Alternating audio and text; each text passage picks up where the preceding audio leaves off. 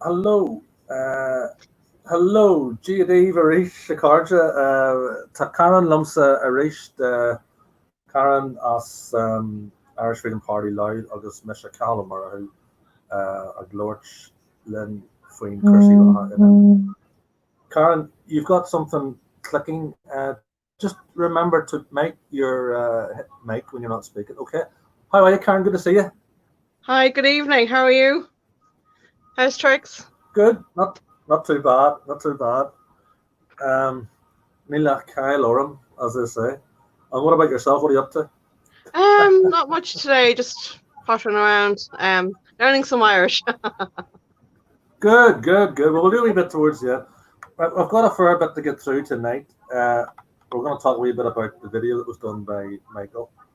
Oh, A couple of yes. things. Yeah, a couple of things about the EU, the Sweden, Italy thing. And the big news today, obviously, was, or yesterday and last night, was that the flights coming in from Mm, Bulgaria. Now, there were ones that came in from Romania to the UK. And I mean, they're talking as well, they're talking about uh, the lockdown and how we're going to maybe get out of the lockdown. And then yeah, yeah.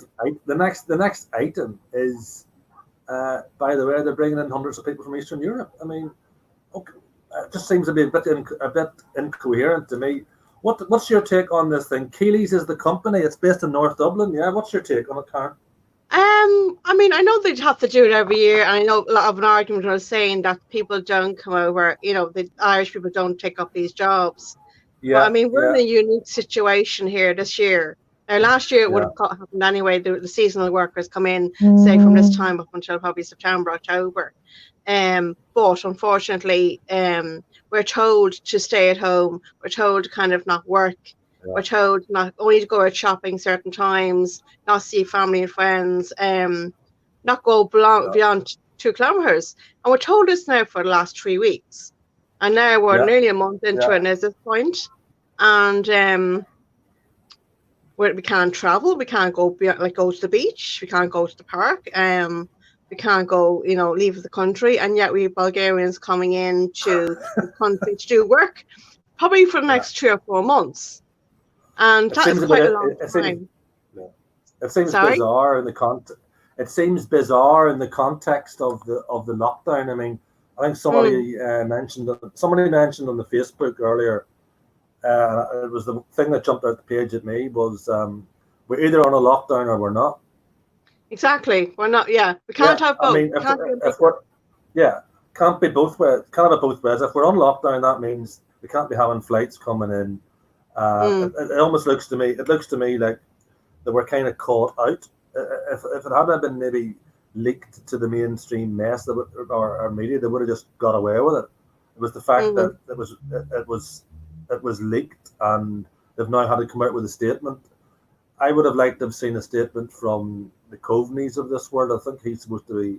Is he not supposed to be friends with this company or? He does. I've seen that. I heard that last Yeah, night.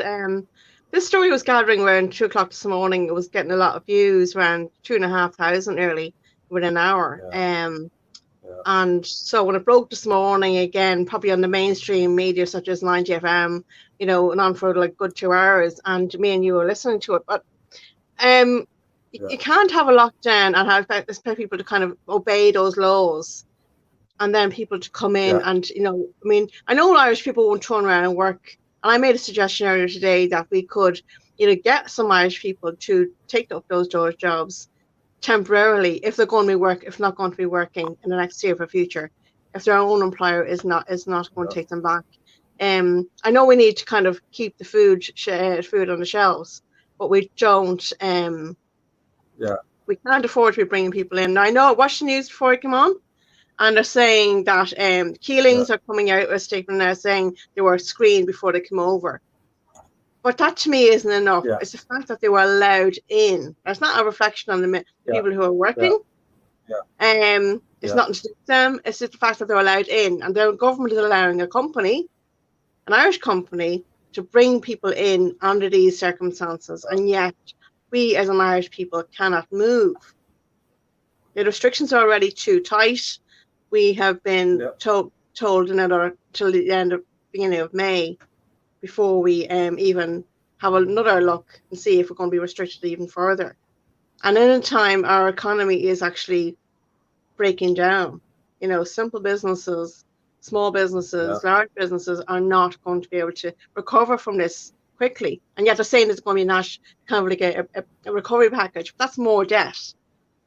You know, to me, that's more debt on top of the debt we already have.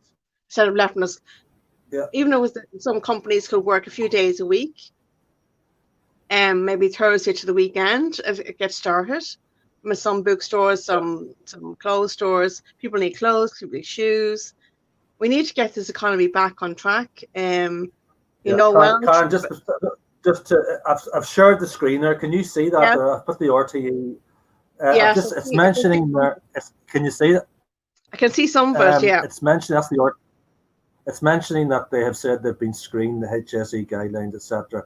And they talked about very little applications from Irish. I mean, that's all as may be, and it's all well and good. But I don't know how far those screenings are going to go, but the restrictions. But I mean, it just seems to me that restrictions on Irish people's movement, the free movement of Irish people in their own country, that's been restricted. But there seems to be no restriction on free movement coming in. So I think even middle of the road people are saying that this isn't. I mean, we ourselves would be against this anyway, but I think middle of the road people would say, no, this is not right. You can't be locking down a country and then having no restrictions on workers coming in. They should have maybe come up with a better response to it. And said, look, we can't do this. We can't do this. There's too much. There's a lockdown. We're going to have to temporarily pull the plug on this one. I would have thought. Yes. And also, you have to ask the question. I mean, even the Fianna Fáil TD there, he's mentioned. So if you're getting Fianna Fáil criticising it, that says a lot to me, you know. Yeah. No, I was going to say. I mean, it came up on the radio this morning about the quarantine coming in. Like Keating did say they'd be in quarantine for 2 weeks before they even start. But where are they quarantined? I can't really say any more than that because I don't know if they put them somewhere else. I'm hearing that they're in Drogheda or maybe turned back, and I'm not sure. It's just outside, 20 minutes outside Drogheda. Because I mean, they're obviously going to be different places, and Keeling's not the only company they're going to be having this problem of bringing people in. But so uncontrolled. I mean, where would you put someone that's meant to be social distancing from each other, and then they go out in the field and now they're social distancing again? Because just because the screen before in Bulgaria doesn't mean they won't pick up something along the way. And I believe, and I heard this morning, that there's no real restrictions or guidelines on aircraft. And yet I'm told when I get on a Dublin bus every day I go to work that I have to, social distance in a bus, private and public. But yet there's no restrictions on an airplane. So it doesn't. None of us matching to what we're being told, and it's continuously making the same mistake between the Italians and. I know we need to keep some our borders open for food, but when it comes to movement of people, we need to be very, very consistent. And there's no consistency now for the last 3 or 4 weeks at least, and it's getting more and more frustrating to see that we cannot even see our family and friends and colleagues at work, that we have people coming in. And I don't want to repeat myself, but that's the extent of it. Yeah. I mean, a lot of people had accepted these measures. You know, they had taken it all with good faith, and they says, look, we'll go along with it. We realise there is a crisis, etc. But when you see things like this, I get the impression that it's going to affect public mood, public opinion. Do you get any sense of that down there? Or that maybe public opinion moving against this a bit? Is there more anger growing when you're hearing things like this? Well, I've seen a good bit of anger now this morning on the radio, which is a good sign. But I mean, we're listening to people who are frustrated already in Facebook. But we need to see more of it on the streets, because in the sense that you need to see more people voicing it verbally. But I think a lot of people are still accepting, because if you look at even the news or even the weather, they're constantly telling you to social distancing. I listened to the weather today. I have a weather person telling me to social distance. That's not their job. It's coming through mainstream media in every which way.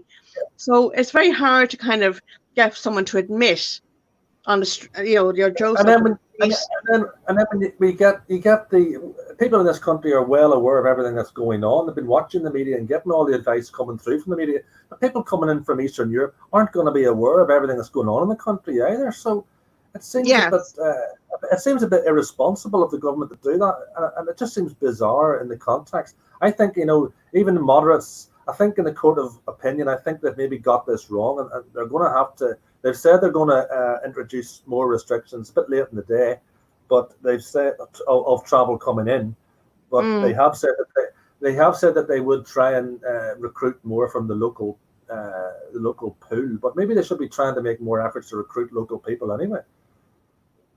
Exactly, and a point was made that it was only the job advertising went on the website only and not in the local paper, and maybe calling on the local villagers or local in Skerries and Swords and places like that. So, I mean, they only seem to look for the same people they had last year because they think that's an independent, kind of dependable pool. But if you don't look for Irish people, they're not going to apply, and they might not even know that it's there, and they're not going to, bit of apathy might be coming in there. I also asked the question, like, if you say a few minutes ago that people are coming in from Bulgaria, they might not realize they've been told how serious it is here compared to their own country. Because if you listen to the radio this morning, they'd only had a handful of deaths. They don't have the same problem as we're having.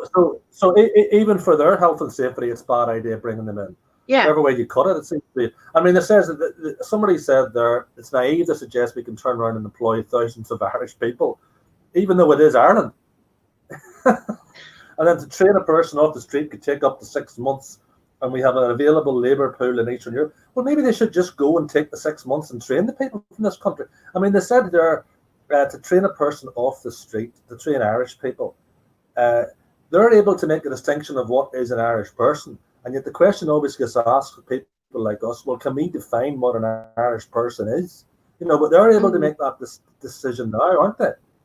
So this whole idea of, we can't employ Irish, so then what do they call an Irish person? So they know perfectly well what an Irish person is, yet they always try and tar us with that negative brush. Explain to me what an Irish person is, It's just nonsense. It's just nonsense from them, I think, But I mean, just to move on, Karen, I think we something needs to happen on that one. But I mentioned Michael Leahy's video that he did yesterday.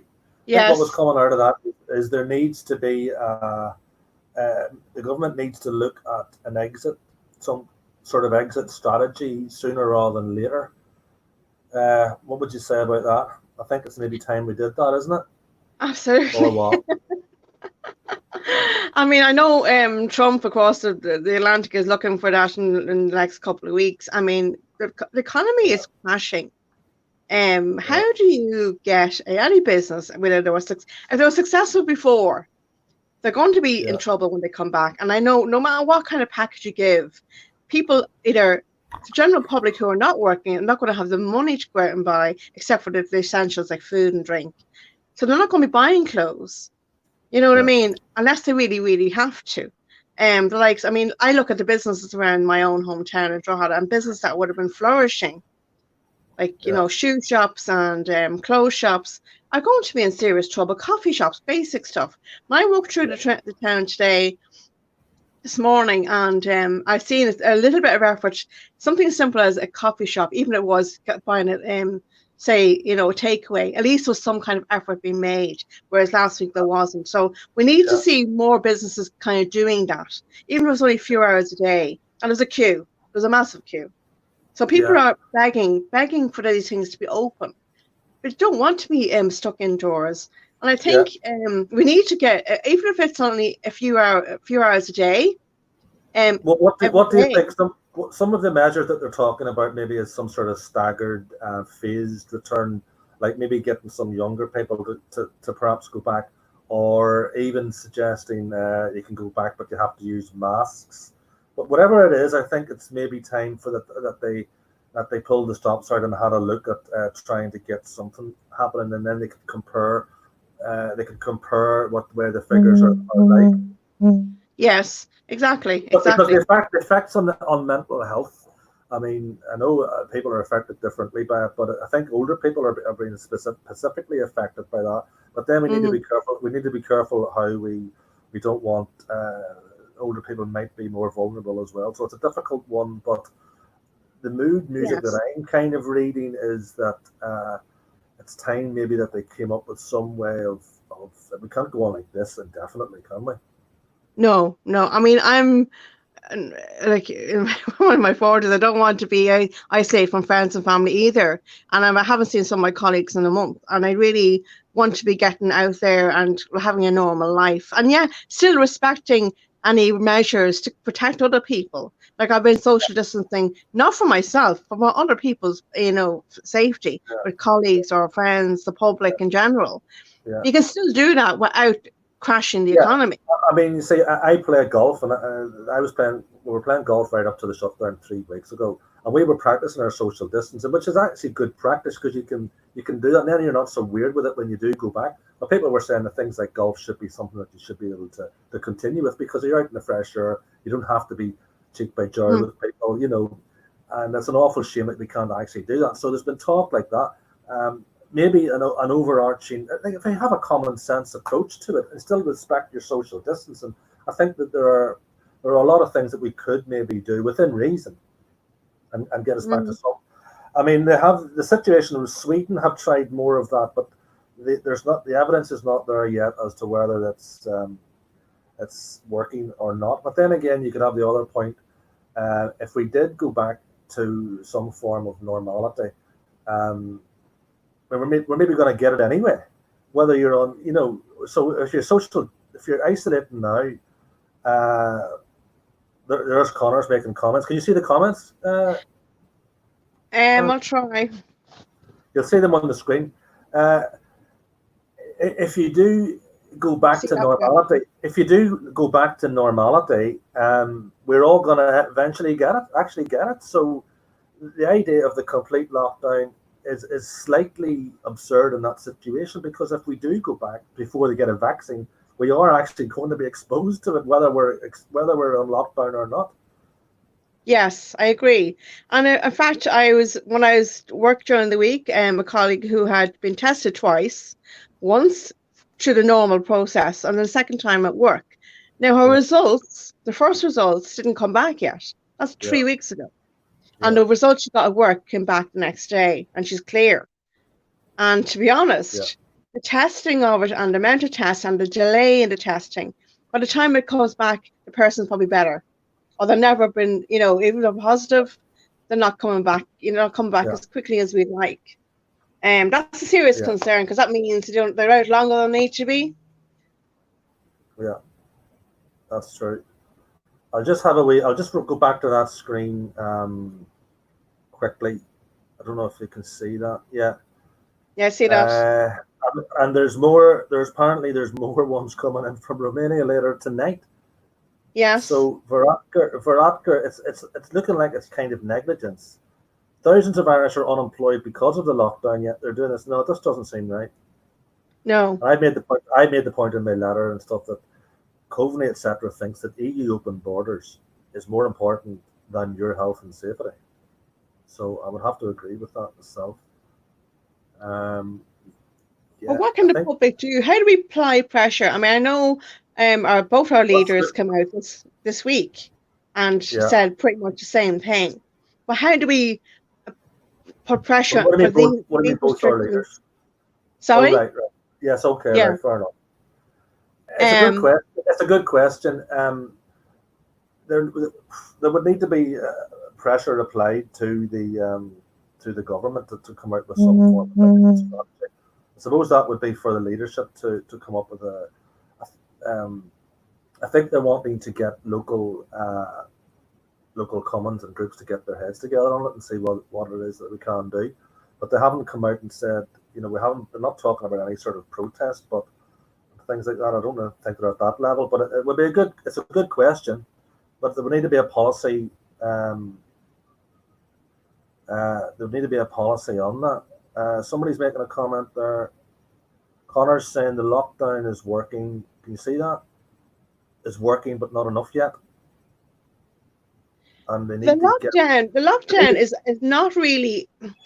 You can isolate. You can isolate in a social distance way say for instance, if I go for a walk in the park, I can still respect that without actually losing the right to go shopping or go to Dublin for the day to go to my job. See, the thing is, It's I think, I mean, he's talking there about the R rate, which I've heard a lot about, needs to be well under 1, which means you're only likely to infect less than one well, person. it is down between But 0.7 and 1. yeah, the problem is that since we've gone down this line of looking for the infection rate, I can't see them loosening it too much if the infection rate is going to be still around about that level. So it's a tricky question. How do we put pressure? We need to maybe see we need to get them to make the strategy. We need to get the government to come out with their strategy of what they're going to do first. Now, the R value, I got the impression, I could be wrong, but it has to be below 0.5, maybe. I could be wrong about that. Before they actually start to feel relaxed about it. Yeah. And I say I don't know what way Sweden's doing it either. Yeah, okay. But I mean, the lockdown, it's damaging in so many ways. I'm not convinced that it's the way to go. And even with the lockdown and the R value coming down, people are still in hospital and still people are dying. And it could be for other reasons for that, because obviously you have comorbidities and the elderly population and the nursing homes. And they're the only deciding, if you listen to the news tonight, they're only now deciding to do something that common sense would tell you to do straight away. If you have a lot of older people in nursing homes, they're going to be sick. So COVID is going to be more, stronger than the average population. So, say, compared to a normal hospital. Now, I work in a hospital myself. It's not affecting children that much. We're seeing smaller numbers. They're not in as long. They're not, thank God, no deaths. So you often wonder what's happening there in the children, the pediatric end of things compared to the adults. So, and children do have comorbidities as well, heart disease, cancer. I work in a hospital disease that deals with that. So we're not seeing the same picture in children than we are in adults. So what's the difference? You know, and their immune systems are compromised as well. Children are lower risk, but then there's the staff in the schools. But I think there's a comment there made. How do we, if the R figure has to be below 0.5, we're going to be looking at continuing with the lockdown unless you get it down. I think since they've set their stall on that, I think once it gets to 0.5, they could release it. But how are you gonna get the R down? So if you don't, well, they could push the hygiene message more and more, and then just let people gradually come back to work, and just keep an eye on it. Like you could have people coming back, opening the shops, opening, getting the economy back again, and I mean, it's shocking. It really frightens me to think that over 500,000 people have lost their job or on that COVID plan, in a month. That's 500,000 at least.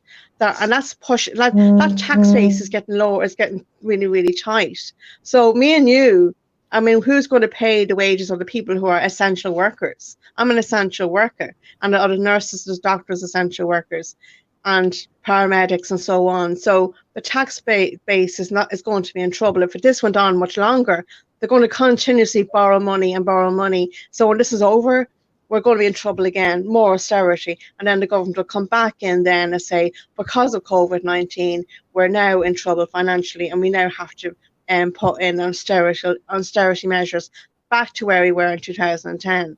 So much way we go, we're in trouble. So we need to kind of start thinking about getting the economy back working again, pretty much ASAP. And keep an eye on it. Of course, keep an eye on it. But we cannot. Well, the comments there are saying the Sweden, you say, have a very lax approach. Their figures are catching up with the UK. But then again, the UK, they're saying that their figures are bad. And I'm just asking the question, at what point do we reduce the measures, i.e. form an exit strategy? I don't have time to bring up the global figures. Connor's asked about bringing up the global figures. I'm not going to start bringing that up. There are two schools of thought on it. There was a guy on, I think it was Newsnight last night, or was it prime time last night? The Irish epidemiologist guy says the measures have to, or the right thing to do. But then there's another guy says that he doesn't agree with that. But having said that, they're going down this line of checking the R figures. I can't see them reducing things just yet. Maybe in 3 weeks they'll have a look at it, but it's got to be evidence based. Right, but it's difficult when they're. I don't think bringing in labour from Eastern Europe is going to help the matter. No, and hopefully, maybe we'll be pleasantly surprised that the general public will open their eyes and their ears to that fact. I actually met somebody today, and she was shocked that that was happening. Yeah. Well, I know people that were shocked about it too, and people that wouldn't necessarily be dyed-in-the-wool fans of ourselves, but there was a lot. No, same here. There was a bit of shock about it now, to be fair. In other words, comments were made that there was no social distancing there, etc. I mean, I heard evidence that says that, wearing of masks, there is evidence to show that can help the spread of it to another person. So even maybe tentative measures like that, some sort of phased approach to it could be looked at. But I think we're going to be sitting tight for another 3 weeks yet, Karen, unfortunately. But can I just ask a question? I didn't quite hear you, but the man, are you saying that we shouldn't wear masks? Is that what you're saying? I actually agree with that. Your camera is you're very close to. Sorry. Go on ahead. No, I'm saying, did you ask? Did you just say that we shouldn't wear masks? No. There was evidence that says that wearing of the masks helps to prevent the person wearing it, give it to somebody else. Right, okay. So they're coming around to the idea of maybe that masks could be looked at. I think in New York we talked about that. And even the guy, the London mayor, says that he's recommending it now. What do you think about that? Are you not for that? No, I mean, I don't know how that really solves the problem. I mean, you see more people wearing them than more than usual. But we can't just go back to just suddenly. We have to have some sort of phased approach to going back, don't we? But you see, you wear a mask, okay? You're breathing your own air in. So when you're breathing out, you're breathing into a mask, but then you're breathing that air in. So how healthy is that for you? So while you think you're protecting the person beside you, maybe in a queue or whatever, or on the street, I just don't know how healthy it is for you to be breathing in stale air. If you're out and about for half an hour, I think it's for the other person. I think if it's for somebody that's not symptomatic and maybe has it, it prevents them giving it to somebody else. It's more for the other person. Connor's asking the question again there. How do you get the R value down then if you don't have measures? I think he's asking. You would have to have some measures still in place if you're going to have them relaxing. I think I'm not disagreeing that we shouldn't have any measures to keep the infection down and pushing the R value. What you could do is having shops being responsible, having them. I mean, obviously, when you go into a supermarket, you have all these shops having these markings on the floor. Keep that up, and obviously, if you open a bookstore or a shoe shop, basic shops, you could have that measure in place as well, and having queues, because everywhere you go now, there's a queue outside your chemist, your health store, your supermarket, your fish shop, your butchers, and that's what you need to keep doing. And the same with any shops you might have that could be open in the future, such as your coffee shop. Maybe you only let coffee shops open on a hatch basis, not coming into the shop itself, nowhere to be, be sitting down until we keep this R value down to a normal pace where we're comfortable. I'm not saying we should go all out open, but in a phased basis where it's still safe enough for that to happen. I think it's not unreasonable to do that. And I've seen for the first time today where that has happened, where there's a hatch, even like in likes of the local chippy, they're having hatches where you can go and get your food. We're actually going into the local fish and chip shop. The little things you can do where actually the business is going to the floor, and that we need to start being more creative, and maybe even open a few hours a day and maybe even a few days a week, just to get things moving, and kind of based on guidelines, increase that over time based on the R value, and that should be looked at every day. It can be done. I just don't understand why it isn't being done. I have to say I was impressed to see the coffee shop open today, even if it's only on a hatchback, a self-service basis. It's little things like that. Figures here. I've got some figures here for the world figures of it. It's not. It doesn't show Ireland, but it's not percentage per capita. Can you see that? It should come up now. Right. Okay. It's showing that America is the worst on confirmed cases. Spain second, third, Germany fourth, France, UK. It's hard to factor it in because, according to that, UK is actually not too bad because it's more population than France and it's lower. And they're saying UK could be the worst, and China is now down, and they started it. Right. So. Good. Yeah, I mean, I take your point there, but I think unless they need to give it another couple of weeks. I think it's to see what way a sustained look at it's going to be. That's as far down as China. So there's two schools of thought on it, but some form of exit strategy would be helpful for the government to come up with. I think. Absolutely. Would you agree with that? Yeah, and I was even trying to suggest maybe a couple of weeks ago, if you had, say, you owned a store and say it was closed and you had a number of staff and you were the business owner, if the business owner opened and if any staff were comfortable with coming back to work, they could. If they didn't, the business owner could come back themselves and have that business open. I mean, people need clothes and they need shoes. I mean, children need shoes. They grow very quickly. I mean, what are the parents going to do? In the summer. I mean, we're hitting the summer now. In a few weeks, in 2 weeks' time, it'll be May, and they're going to be looking for shoes for the summer. And what are they going to do then? I mean, not everyone's going to be able to do online shopping. It's not practical for certain things.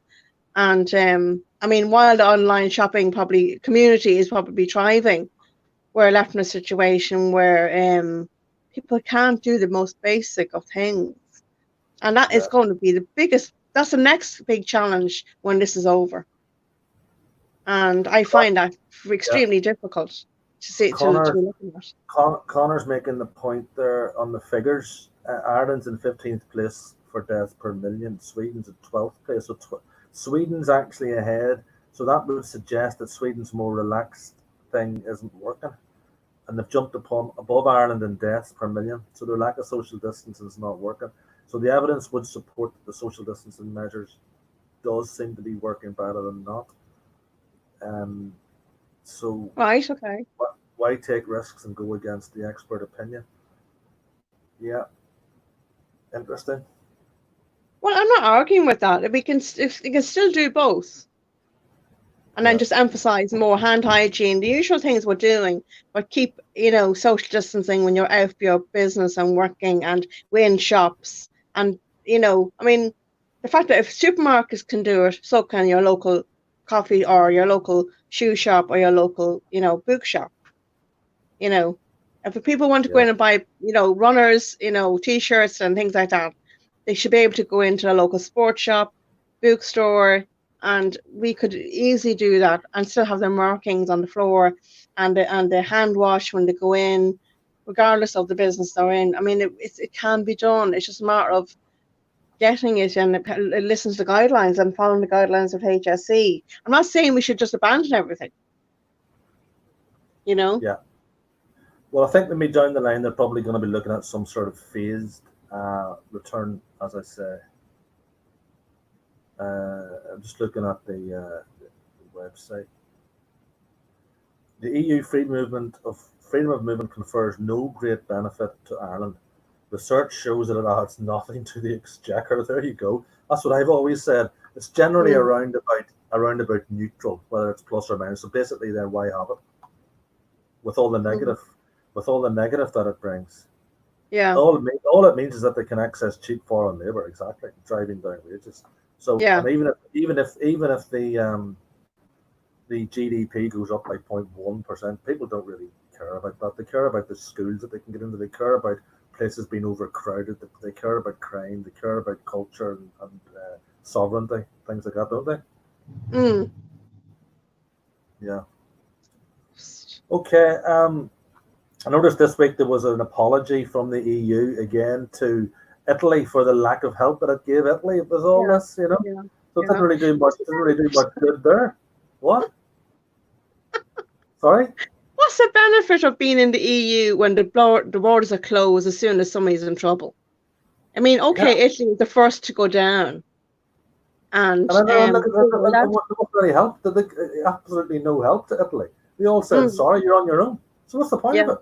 What's the point of free movement when all the figures show that it brings around absolutely no benefit at all? The only thing it benefits is big business owners and or people coming from Eastern Europe who get more money than they would get over there. It doesn't benefit us at all. Well, I mean, it's a bit late coming out when they're probably on their lockdown at the moment. Correct me if I'm wrong. Are they on their lockdown themselves now, Italy? I think they're talking about maybe relaxing things a bit. Yeah, well, that's good, but it's a bit late giving that apology to a country that really suffered. That really suffered for quite a number of weeks. Yeah. And I don't know what kind of measures they're going to be. You know, their economy is going to be hit as well. Are they going to be forced to take another loan from Brussels and be in a austerity situation? You know, and we're trying to kind of hopefully avoid that. I don't think we can if our government doesn't start, you know, opening up. I think it's been found wanting. The whole project, the EU project, has just been found wanting. I think that was mentioned in our last stream that somebody, who was it, said that. Oh yeah, if they don't sort themselves out, the whole thing's going to go down. I think it was an Italian minister said that, And then the apology, it's a bit pitiful, really, at this stage, isn't it? Way too late. What's the benefit of it? What's the benefit of it exactly? Hopefully, exposes the and it probably helps us in some way. I know we've spoken about getting some kind of leaflet done up to expose that kind of. Emphasize those points between open borders and people not getting help. I mean, if we're in a super state like Europe, we need to be able to pull together. So if somebody's in trouble, whether it's the whole of Europe or just one country, they should be able to give them the help straight away. But they were left on their own, and it's like really they only want to have open borders when it suits them, and they close them when it's necessary, which is absolute disgrace. So I don't know. Sorry, go ahead. Well, the only country that seems to continue with the open borders is Ireland. Yes. Yes. So it's not by choice. Free movement only seems to work but one way. That doesn't work for our free movement in the country. Free movement for people coming in, it just seems absolutely bizarre. Yeah. Right, Karen, how are you getting on with the Irish this week? Because you're a Targary lad. The Hudge Gaelga. Did you get your translation done?